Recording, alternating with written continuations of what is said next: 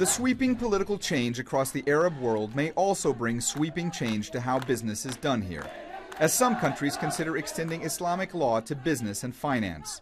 The change would be significant, because under Sharia law, interest is not allowed. Banking must follow religious principles. Islamic finance has existed in these countries before the Arab Spring. Whether you take Egypt, you take Tunisia, they've been doing Islamic finance for some time. But until now, there's been no Islamic finance in Libya, where the interim government has announced intentions to implement Islamic banking. Islamic banking laws could prevent price hedging in Libya, on which the country's huge oil industry depends. Afaq Khan is global CEO for Islamic banking with Standard Chartered. He says there are many misconceptions, and that this is just one of the issues people don't fully understand. Hedging is allowed for management of risk.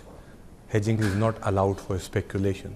So, to the extent hedging is taking place to fix the cost of production, Sharia would consider that, right? Libyan officials, meanwhile, have been attempting to reassure the West that religious views in the country are moderate and won't impact business. Abdurrahman Habil heads up the legal department at Abu Dhabi Islamic Bank and also sits on the board of Libya's central bank. He says Islamic law in Libya will not deter potential investors. Libya will not be the only oil-producing country in the region who would have Islamic banking.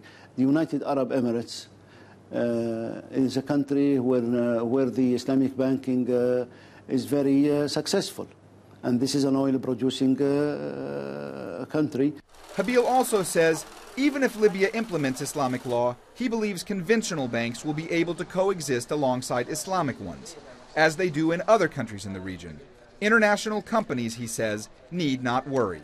Libya will not be imposing restrictions on foreign companies to be Sharia compliant as such. But the question of Sharia compliance comes into the foreground when the company is willing to enter into the Islamic finance business.